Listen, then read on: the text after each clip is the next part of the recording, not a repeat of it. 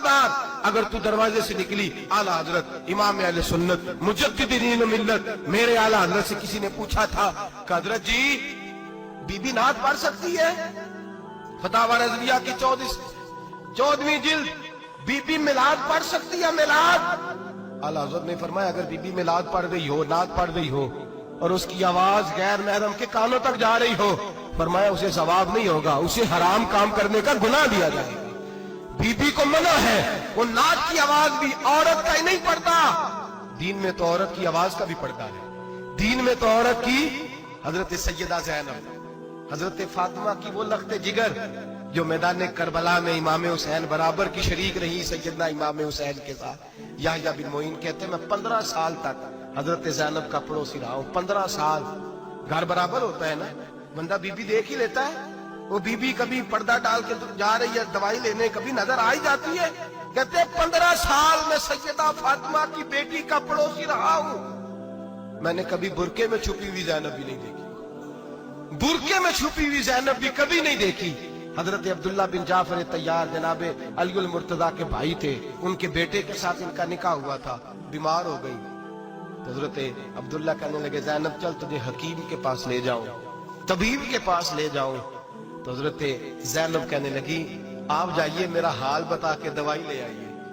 तो हजरत अब्दुल्ला जाफर तैयार कहने लगे शरीयत में गुंजाइश है डॉक्टर के पास जाने, हकीम के पास जाने की गुंजाइश है, तो चलती क्यों नहीं? तो हजरत ज़ैनब कहने लगी शरीयत में गुंजाइश तो है, पर अब्दुल्ला मेरी मजबूरी ये है कि मैं फातिमा की बेटी हूं। शरीयत में गुंजाइश तो है पर मेरी मजबूरी ये है कि मैं हुसैन की बहन हूं। शरीयत में गुंजाइश है पर मैं हसन की बहन हूं। शरीयत में बड़ी गुंजाइश है पर लोग मुझे मोहम्मद अरबी की नवासी कहते हैं। गुंजाइश तो है पर मैं नहीं ना निकल सकती, इसलिए कि जितना कोई अपने आप को दीन के करीब जानता है उतना उसके पैरों में शरीयत की जंजीरें ज्यादा होती हैं। तो जनाब सैयदना अब्दुल्ला कहने लगे अगर तू पर्दा कर गई, अगर तू चली गई, तो फरमाने लगे ये तो अल्लाह की मशीयत है, तू दवाई ला दे ताकि मैं खा लूं, और अगर मैं चली गई तो मैं अपनी माँ से जाके कहूंगी कि अम्मा सारी तकलीफें मैंने छाती पे बर्दाश्त की हैं पर मैंने तेरे पर्दे पर आंच नहीं आने दी। मेरे भाई ये उसवा नूर है, ये उसवा हसना है, ये हमें सिखाया जा रहा है। मेरे हबीब करीम की बीवियों का ये हाल था, बीवियों का अपने घर के आंगन में हजरत आयशा सिद्दीका, हजरत सौदा जनाब हफ्सा अपने सेल में जब बैठती थी ना तो दीवार की तरफ मुंह करके बैठती थी, दीवार के साथ लग के दीवार की तरफ। बीबियां अपने घर के अंदर भी दीवार की जानिब मुंह करके बैठती थी। लोग पूछती, बीबियां पूछती कि अपने घर में भी दीवार को मुंह करने का मतलब? कहती हो सकता है कुछ छत पे चढ़े अचानक नजर पड़े, तो हम चाहती हैं फिर भी हमारा चेहरा नजर ना आए उसे, फिर भी हमारा चेहरा नजर। हम अपने घर के अंदर भी पाबंद रहती हैं कि हमारे चेहरे नजर ना आए। खुदा रा बड़े पैसे जिंदगी में लुटाए हैं, 1000 1500 बुरके पे भी खर्च करो, वो घर ले जाओ, वो अम्मा को भी दो, बहन को भी दो, बीवी को भी दो, उसको कोई ये पहन ले।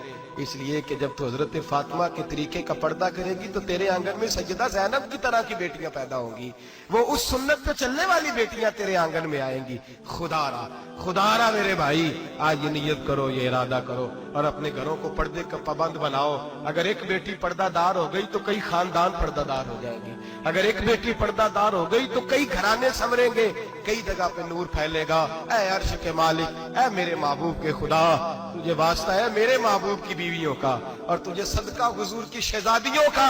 ऐ अल्लाह इतना करम बरसा, इतनी रहमत बरसा कि मेरे वतन की बेटियां और मेरे वतन की माएं बहनें बच्चियां ये समझ जाएं कि हमारी निजात सिर्फ हजरत फातिमा के बुरके में है, हजरत आयशा के पर्दे में है, सैयदा खदीजतुल कुबरा के हिजाब में है। अल्लाह करे ये समझ जाए और ये जब भी सजदा करें तुझसे हयाई मांगे, ये तुझसे जब भी सजदा करें ये तुझसे अपने लिए चादर ततहीर और पर्दा तनवीर मांगे।